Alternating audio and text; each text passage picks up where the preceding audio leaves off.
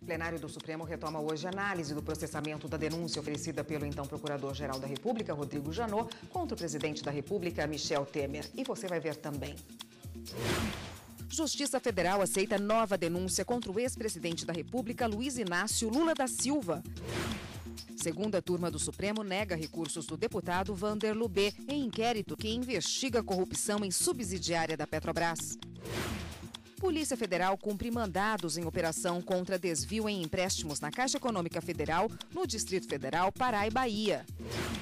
Negado pedido de liberdade a Gustavo Ferraz, suspeito de envolvimento no esquema que descobriu 51 milhões de reais em apartamento emprestado ao ex-ministro Gedel Vieira Lima. Essas e outras notícias agora no Jornal da Justiça.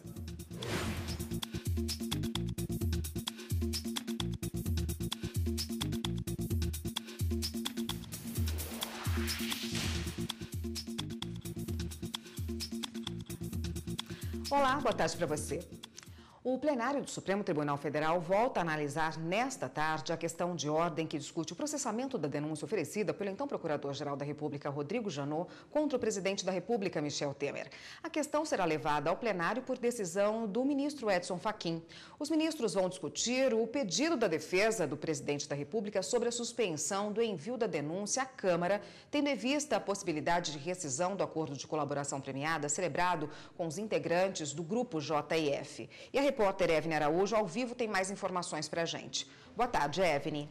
Oi, Érica, boa tarde. O assunto começou a ser analisado pelo plenário na semana passada. Na ocasião, apenas a Procuradoria-Geral da República se manifestou. Nesta tarde, o primeiro a votar é o ministro Edson Fachin, relator da Lava Jato aqui no Supremo. No pedido, a defesa do presidente Michel Temer quer que a denúncia contra ele seja suspensa até que o STF decida sobre a validade ou não das provas apresentadas pelos executivos da JF, cujo conteúdo integra a acusação contra Temer. Os delatores, Joesley Batista e Ricardo Saldi, a suspeita é que eles tenham omitido informações nesse acordo, Érica. A gente vai ver agora uma reportagem sobre isso. Os executivos Joesley Batista e Ricardo Saldi foram presos preventivamente na semana passada por determinação do ministro Edson Fachin. Para o relator da Lava Jato no Supremo, se os dois permanecessem em liberdade, poderiam voltar a ocultar parte das evidências que se comprometeram a entregar às autoridades. O acordo de colaboração premiada de Joesley e Saldi foi colocado à prova após a divulgação de áudio, onde a dupla afirma que o ex-procurador da República, Marcelo Miller, atuou na confecção de propostas de colaboração para o acordo que viria a ser fechado entre eles e o Ministério Público Federal. Diante disso, a Justiça Federal em Brasília decidiu suspender a homologação do acordo de leniência do Grupo JF no âmbito criminal, o que impede a adesão de novas pessoas ligadas à empresa para se beneficiarem dos efeitos penais. A suspensão vale até que o Supremo Tribunal Federal decida sobre a validade do acordo. Vale lembrar que ontem o ministro Edson Fachin negou um outro pedido feito pela defesa do presidente Michel Temer. Dessa vez, em relação ao retorno dessa denúncia à Procuradoria-Geral da República. No despacho, Fachin disse que o assunto já começou a ser discutido e que não há necessidade desse retorno. Nesta edição, vamos mostrar mais informações sobre a pauta do plenário de hoje. Érica. Obrigada, Evne. O juiz da 10ª Vara Federal de Brasília aceitou denúncia contra o ex-presidente da República, Luiz Inácio Lula da Silva. Ele foi denunciado por corrupção passiva na Operação Zelotes. Essa é a 7ª vez que ele se torna réu em ações penais. De acordo com a denúncia do Ministério Público Federal, Lula, enquanto presidente da República, editou a medida provisória 471 para favorecer empresas do setor automotivo em troca de 6 milhões de reais em propina. Segundo o MPF, o dinheiro seria para financiar campanhas eleitorais do Partido dos Trabalhadores. Com a edição da MP, foram prorrogados os benefícios fiscais concedidos às montadoras das regiões Norte, Nordeste e Centro-Oeste. Além do ex-presidente, Recentemente, a Justiça Federal também aceitou denúncia contra outras 6 pessoas, entre elas o ex-ministro e ex-chefe de gabinete de Lula, Gilberto Carvalho. Essa é a 7ª vez que Lula se torna réu em ações penais. Em julho, ele foi condenado pela Justiça Federal do Paraná a 9 anos e meio de prisão, no processo que apurou a compra e reforma de um apartamento triplex no Guarujá, litoral paulista, em troca de benefícios concedidos à construtora Odebrecht nos contratos com a Petrobras. O ex-diretor-geral da Defesa Civil de Salvador, Gustavo Ferraz, teve o pedido de liberdade negado pelo Superior Tribunal de Justiça. Ferraz foi preso no último dia 8 de setembro na Operação Tesouro Perdido, que descobriu 51 milhões de reais em dinheiro vivo em um apartamento na capital baiana. Segundo o Ministério Público Federal, o apartamento teria sido emprestado ao ex-ministro Gedel Vieira Lima, preso na mesma operação. Gustavo Ferraz teria ajudado o ex-ministro a guardar os valores no apartamento. A Polícia Federal encontrou impressões digitais dele nos sacos plásticos que armazenavam o dinheiro que seria propina. A defesa de Ferraz argumentou que a prisão foi ilegal, porque a competência para o caso caberia ao STF, uma vez que a investigação envolve o deputado federal Lúcio Vieira Lima, irmão de Gedel, que tem foro por prerrogativa de função naquele tribunal. Mas ao analisar o pedido de liberdade, o ministro Rogério Schietti entendeu que, embora o inquérito realmente tenha sido remetido ao STF em razão do envolvimento do deputado federal, enquanto não houver pronunciamento da Suprema Corte, o juízo inicialmente competente pode atuar até o limite de sua jurisdição. Schietti destacou ainda que existe a descrição detalhada do envolvimento de Gustavo Ferraz com a operação de esconder os valores. Além disso, há indícios que o vinculam à possível propriedade do dinheiro de origem suspeita. O plenário do Tribunal Superior Eleitoral não aceitou o registro de um candidato a vereador da cidade de Santo Antônio do Aventureiro, em Minas Gerais, nas eleições do ano passado. Juscelino Kaiser de Mello recorreu ao Tribunal Superior Eleitoral contra a decisão que o considerou inelegível para as eleições municipais de 2016. O Tribunal Regional Eleitoral de Minas Gerais considerou que Juscelino não poderia disputar uma vaga para a Câmara de Vereadores de Santo Antônio do Aventureiro. Isso porque ele já tinha sido condenado anteriormente por improbidade administrativa, em consequência de irregularidades nos gastos com combustível em mandato anterior como vereador. Ao analisar um recurso do Ministério Público que pedia a manutenção da declaração de inelegibilidade de Juscelino e, consequentemente, a rejeição do registro de candidatura do político, o ministro Admar Gonzaga votou no sentido de manter a decisão do TRE de Minas. O Tribunal de Justiça de Minas Gerais registrou que é fácil depreender a má-fé, a desonestidade dos réus, dos apelantes réus, ao admitir, como ex-presidente da Câmara de Santo Antônio do Aventureiro, o custeio público indiscriminado no abastecimento de veículos. Por seguinte, é inequívoco que o fornecimento de combustível custeado com recursos públicos a particulares ensejou o enriquecimento ilícito desses particulares beneficiados.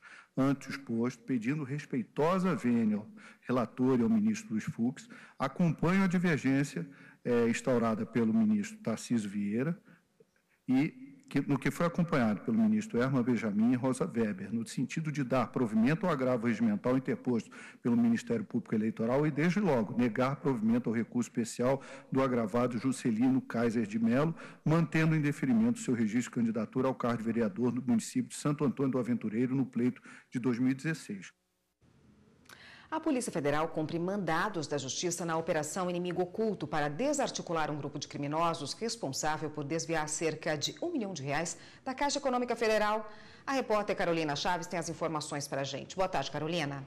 Boa tarde, Érica. Boa tarde a todos. Olha, os mandados são cumpridos no Pará, na Bahia e também aqui no Distrito Federal.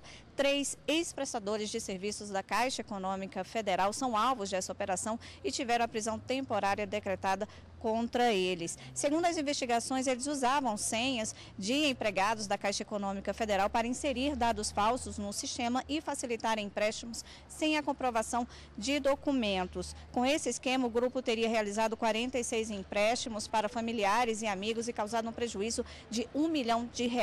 A Justiça Federal ainda expediu 30 mandados mandados de condução coercitiva e de busca em 3 endereços residenciais. Os envolvidos vão responder por vários crimes, dentre eles estelionato qualificado e falsificação de documento público. Também está sendo apurada, Érica, se houve a participação de empregados da Caixa Econômica Federal. É com você, Érica. Obrigada, Carolina. E em Jales, no interior de São Paulo, a Polícia Federal cumpre mandados em outra operação, dessa vez contra suspeitos de pedofilia. São 11 mandados de busca e apreensão. As investigações começaram há alguns meses, depois que a polícia recebeu informações de autoridades da Alemanha, indicando que usuários da internet no Brasil teriam disponibilizado, por meio de uma rede, imagens pornográficas de crianças e adolescentes e também arquivos contendo cenas de abuso sexual. Participam da operação denominada Assinos cerca de 50 policiais. E você vai ver no próximo bloco do Jornal da Justiça. O plenário do Supremo retoma hoje a análise da denúncia oferecida pelo então Procurador-Geral da República, Rodrigo Janot, contra o presidente da República, Michel Temer. Voltamos em instantes.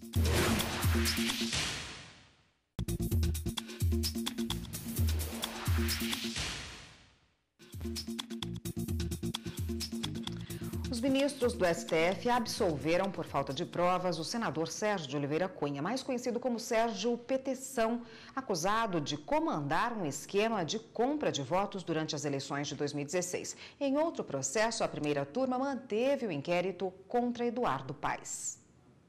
Por maioria, os ministros decidiram manter no Supremo inquérito contra Eduardo Paes, ex-prefeito do Rio de Janeiro, acusado de ter recebido mais de 15 milhões de reais para facilitar contratos da Odebrecht relacionados às Olimpíadas de 2016.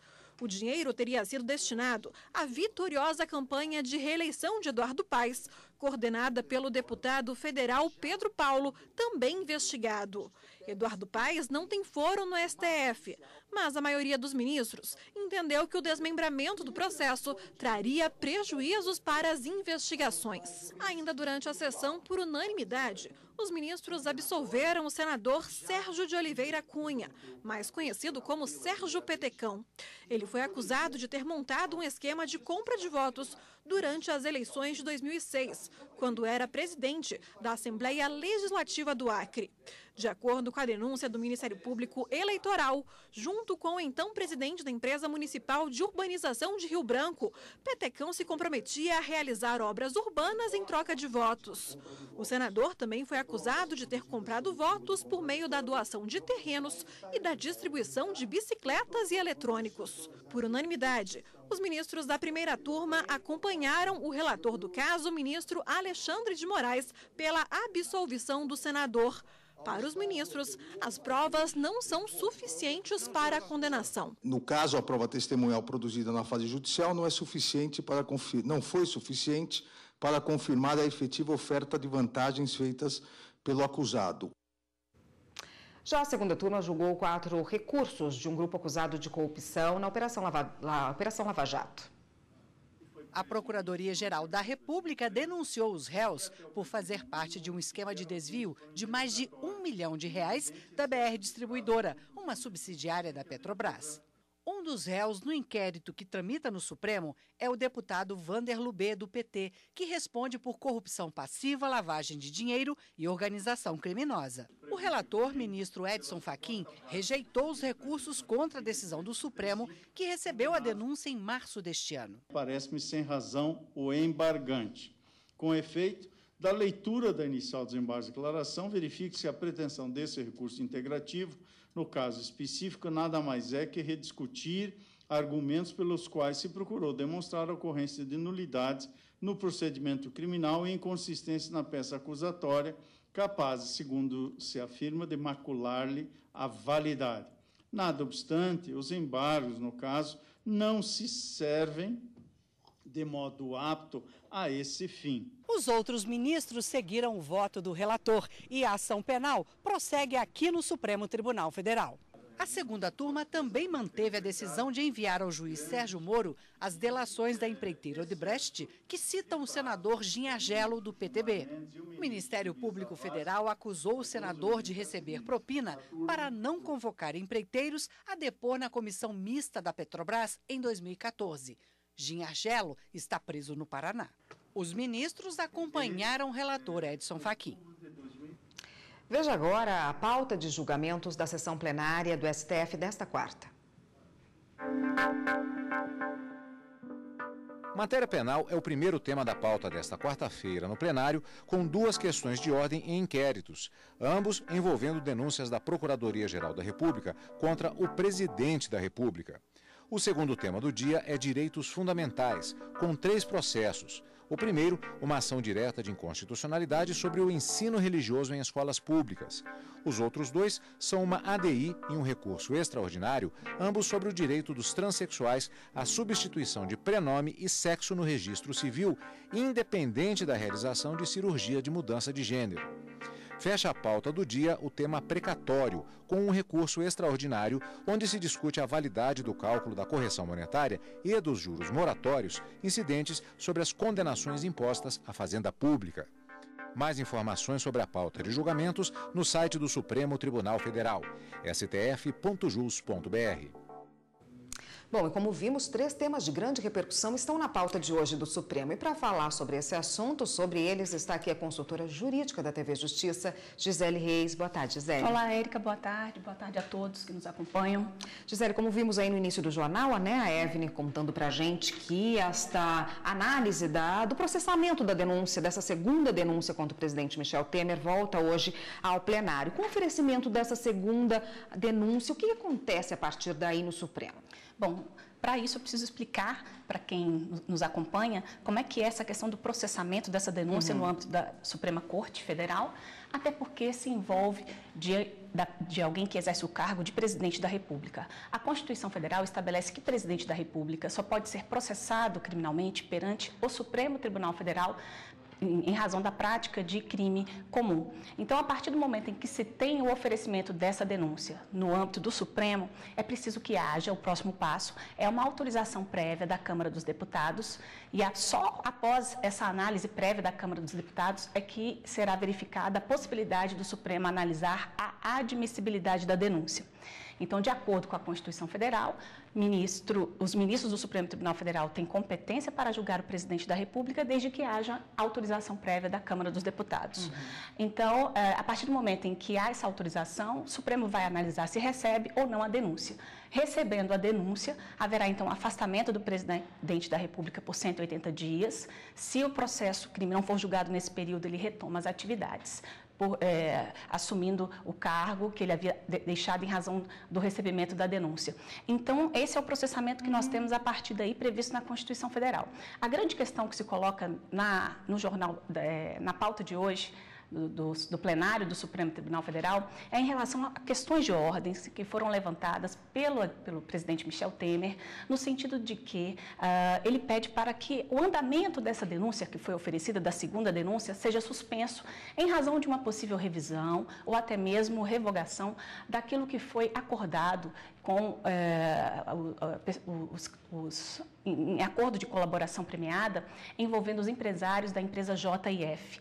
Então, em razão da possibilidade desses acordos serem revisados, a defesa, então, pediu ao Supremo Tribunal Federal que não encaminhe essa denúncia para a análise da Câmara dos Deputados. Aqui no Supremo, ao todo, são 3 inquéritos que tramitam contra o presidente da República. 2 deles deram ensejo a oferecimento de denúncias. A primeira denúncia que foi oferecida, na verdade, foi para análise da Câmara dos Deputados e a Câmara não autorizou o processamento no Supremo Tribunal Federal. Estamos agora em qual momento? No momento em que a segunda denúncia foi oferecida em um dos inquéritos e agora o plenário se reúne para dizer se esse pedido da defesa tem fundamento ou não, se será necessário realmente aguardar a análise sobre a validade do acordo de colaboração premiada ou se haverá o encaminhamento dessa denúncia para a análise da Câmara dos Deputados. Um outro tema de grande repercussão é a obrigatoriedade do ensino religioso nas escolas públicas, né, Gisele? Volta, como que está esse julgamento no Supremo? Bom, esse caso já começou a ser analisado, está sendo discutido na ADI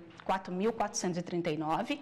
O que se discute é exatamente essa obrigatoriedade do ensino religioso. A Procuradoria-Geral da República República entende, e ela pede, inclusive, que haja uma interpretação conforme a Constituição da lei de alguns dispositivos da Lei de Diretrizes e Bases da Educação e também de um acordo entre o Brasil e a Santa Sé, no sentido de que esse ensino religioso não tenha natureza confessional.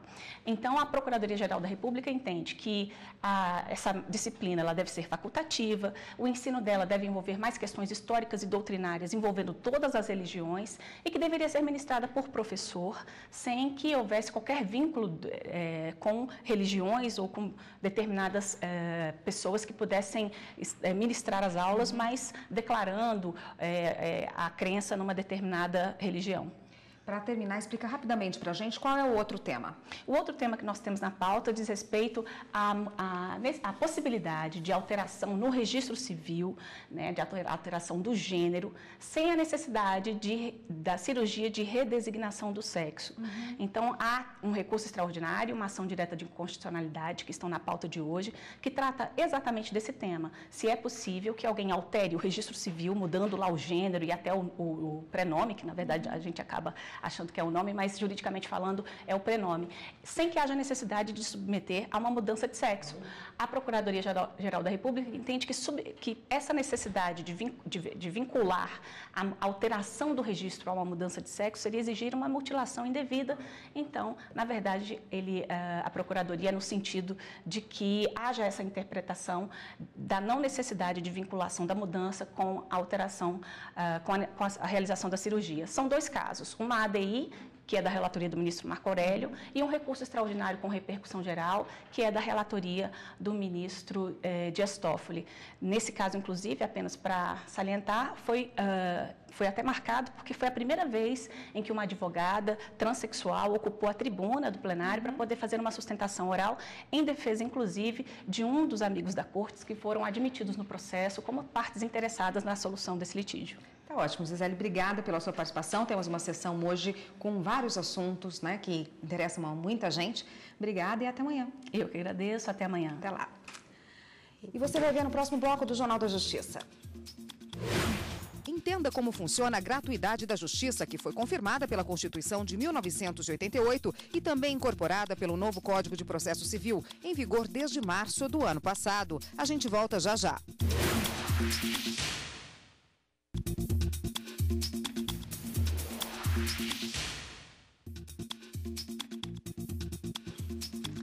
Instituída desde 1950, a gratuidade da justiça foi confirmada pela Constituição de 1988 e também incorporada ao novo Código de Processo Civil, em vigor desde março do ano passado.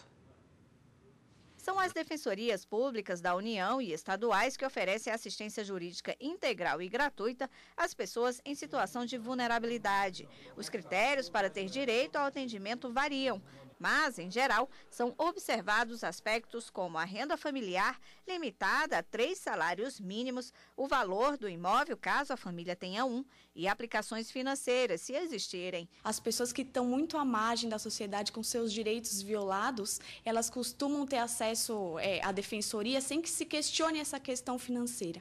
Então, por exemplo, a pessoa privada de liberdade, a mulher em situação de violência doméstica, questão indígena, quilombola, pessoa em situação de rua, que é um público que a gente atende bastante também, eles têm atendimento garantido na Defensoria Pública por estarem numa situação de vulnerabilidade de direitos muito grande. Em relação ao preso, se depois o juiz constatar que ele tem condições de arcar com o advogado, o juiz poderá arbitrar um valor que será destinado ao Fundo da Defensoria Pública e revertido para os serviços à população. Em 2016, as defensorias estaduais fizeram 10 milhões de atendimentos em todo o país. A maior demanda, segundo os defensores, são casos de família envolvendo crianças, adolescentes, violência doméstica e criminal.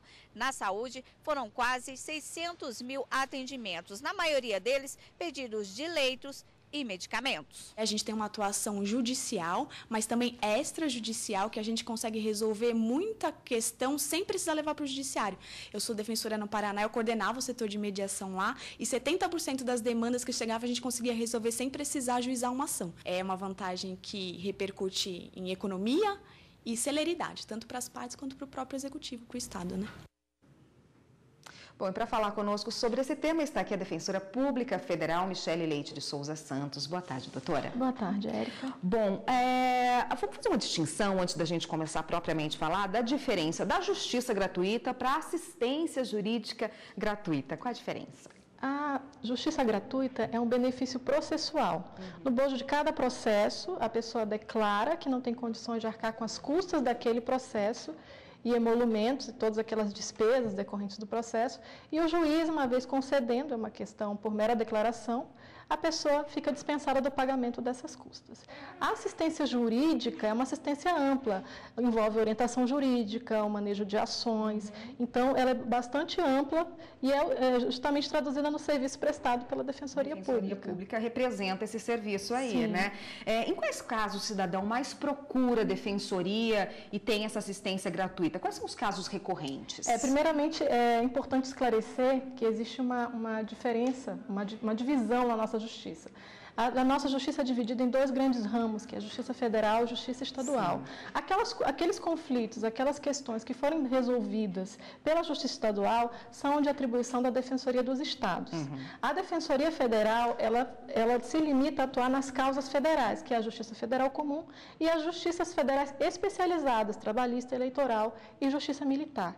Então, qualquer questão envolvendo o Poder Executivo, órgãos de administração direta, fundações, autarquia, administração indireta, Forças Armadas, Caixa Econômica e Correio, que são empresas públicas federais, é que entra a atuação da Defensoria Pública. Esclarecendo que, por ser um serviço bastante amplo, essa assistência jurídica integral e gratuita, ela envolve a orientação, uma fase extrajudicial, em que o defensor deve esgotar a possibilidade de conciliação, e muitas vezes nós conseguimos, sequer recorrer ao Poder Judiciário, e aí uma vez não obtida essa conciliação, não obtida essa resolução, o defensor ingressa em juízo e acompanha essa ação em todos os graus, inclusive chegando aos tribunais superiores e ao Supremo.